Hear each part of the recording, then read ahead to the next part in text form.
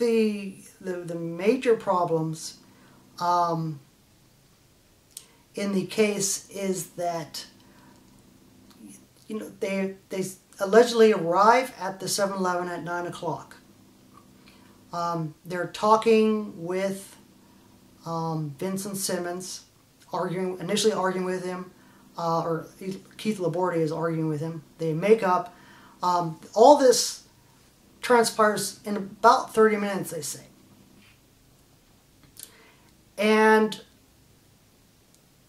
so they leave the 7-Eleven about 9:30, and, you know, he subsequently rapes the two girls. Subsequently, he is, you know, driving around with them in the trunk, etc. At one point, they say he punctures the tire. Now keep in mind that they are about 2.5 to 3 miles away from town, and they're 5 miles away from the grandparents' house. So you have about 7.5 to 8 miles that they're driving back on a flat tire. Now you take the time that they left 7-Eleven, which was about 9:30, half an hour for raping Sharon, an hour and a half for raping Karen Sanders, and maybe like a half an hour of, you know, Vincent Simmons supposedly driving down all these dirt roads with them in the trunk. Then they stop at the cemetery in Marksville, and then on this flat tire, which for anybody that, you know, has driven on a flat tire knows, you can't drive very fast on a flat tire. And very shortly after, you know, getting a flat tire and driving on your flat tire, the tire basically deteriorates. So you have basically two factors. Number one,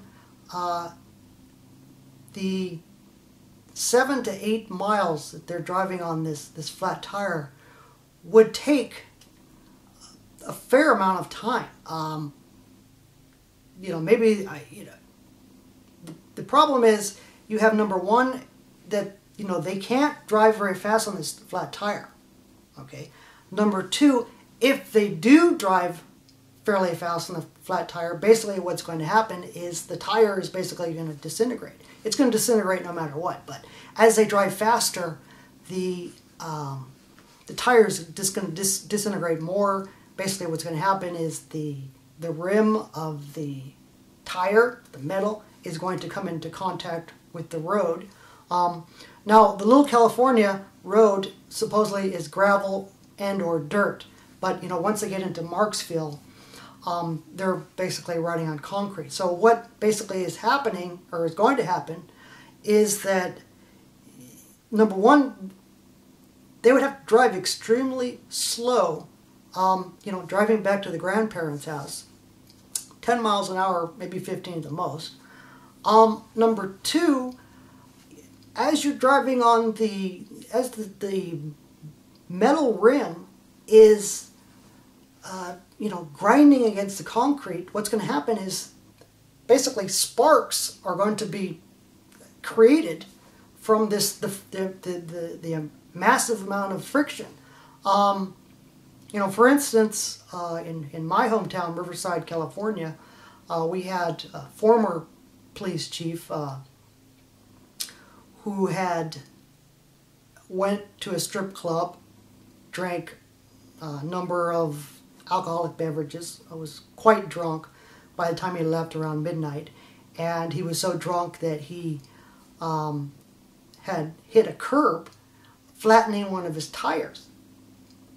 And, you know, witnesses, you know, seeing the chief of police driving down the road, and it was in a city-supplied unmarked police car, driving down the road, and literally there's these sparks shooting off into the night. Well, why does this matter? Well, one of the things that is stated in the initial statement by Keith Labordi, it's not said by the twins, oddly, but it came up in the preliminary hearing and it came up in the trial, where Vincent Simmons had supposedly, while he's putting the victims in the trunk and taking them out, etc., asked for a siphon hose, and he pulls out the gas can. It was described as a green army gas can, and for whatever reason, they say that he wanted to siphon out the gas out of the gas tank, which really doesn't make any sense, except for, they say, well, maybe he wanted to burn us. But there's no siphon hose, so what he does, supposedly, allegedly, is take a tire tool and punctures the hole in the gas tank, which, number one,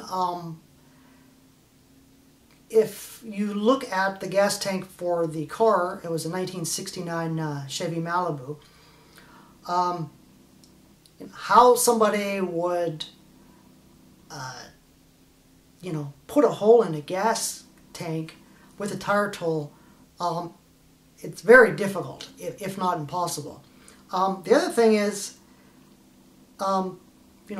most people realize this, but, gas is extremely flammable. So if you're, taking a tire tool and you're trying to poke a hole in the gas tank, there's a good chance you're going to blow yourself up. In fact, people have been blown up by, trying to do that, because it just basically just takes one little spark to, blow the car up. The point being that, Vincent Simmons supposedly had, put a hole in the gas tank, and so you basically have,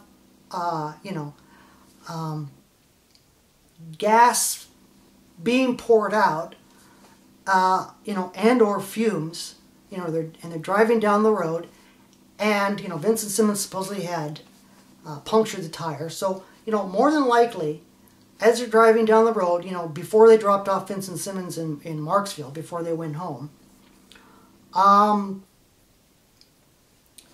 there are these sparks flying into the night. I mean, the question is, how it happened the way they said it happened, why didn't the car blow up?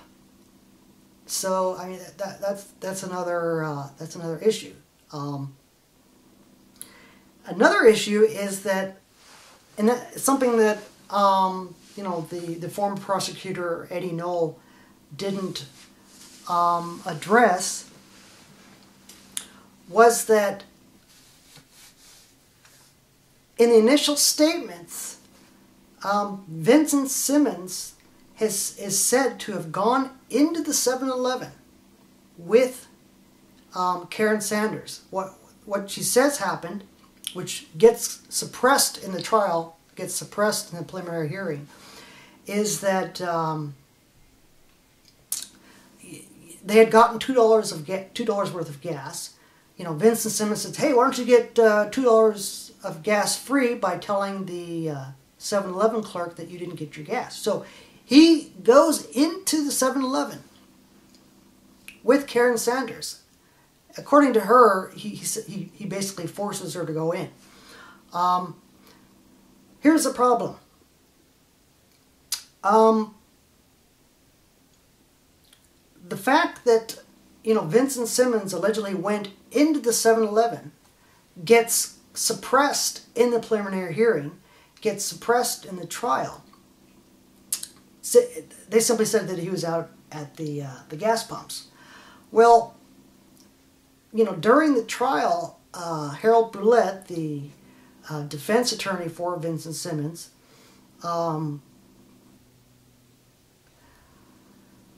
brings forward some alibi witnesses that say that, Vincent Simmons was nowhere near the 7-Eleven on the night in question, and these alibi witnesses come forward, and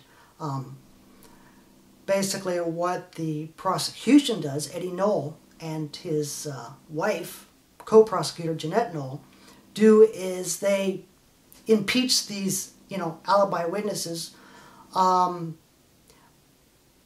by saying that, well, you're just a bunch of criminals. And they literally, if you read the trial transcripts, it's unbelievable. The trial was an absolute circus.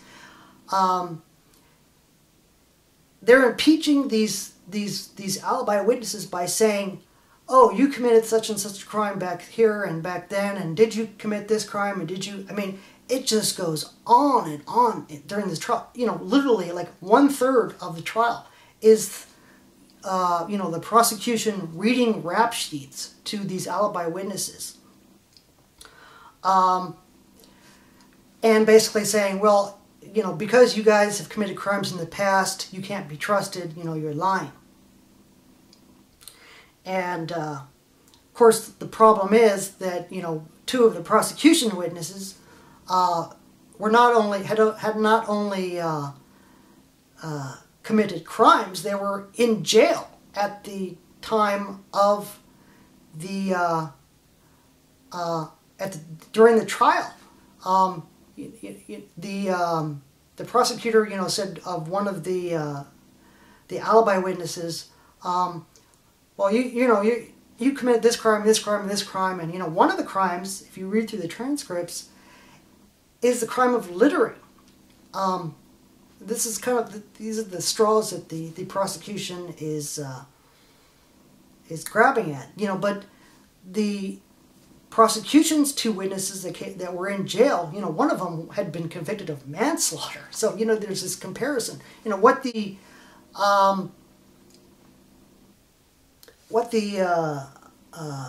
2 witnesses were saying was that, Vincent Simmons had on a certain date been wearing certain colored clothes, maroon pants and a black silk shirt, etc., which, allegedly was the clothing that was worn by Vincent Simmons during the crime. But, the clothes were never offered into evidence. The gun that Vincent Simmons, supposedly was waving around was never offered into evidence. The knife that he supposedly put to Karen Sanders' neck was never found, was never offered as evidence. In fact, in one of the police reports by Robert Laborde, one of the deputy sheriffs, he says that Vincent Simmons, after he picked up Vincent Simmons, after they took the interviews and he picked up Vincent Simmons, Vincent Simmons supposedly had a knife in his hand that he took, he confiscated and took into evidence. Which there's a problem with that, which I'll get into a little later.